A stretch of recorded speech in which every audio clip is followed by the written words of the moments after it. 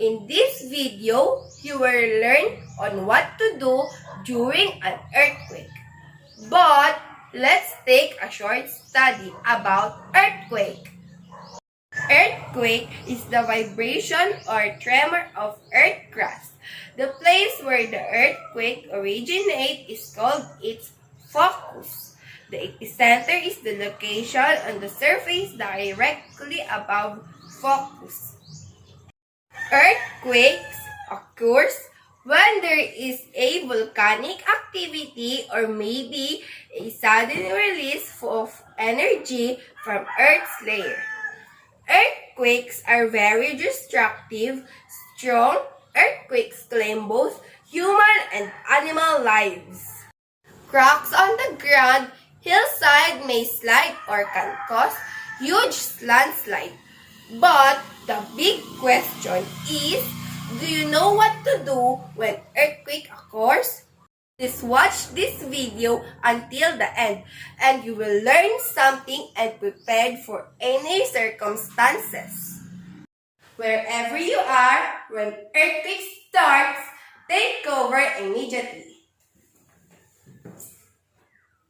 Just remember the drop, cover, and hold on. And don't panic! If you are indoors, stay inside. Don't run! Drop under heavy furniture such as table or any solid furniture. Cover your head and torso to prevent being hit by falling objects. Hold on onto the object that you are under so that you remain covered.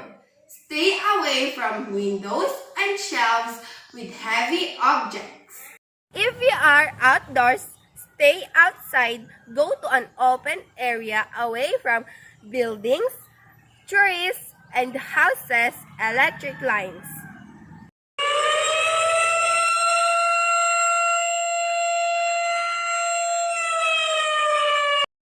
As I said earlier, earthquakes cannot predict by anyone, but we can lessen the damage if we are prepared by ourselves.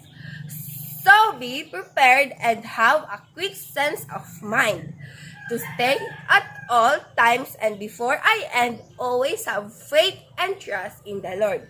Always. Again, this is Beyonce Frail Kaslib sharing some safety tips for everyone because ligtas ang may alam.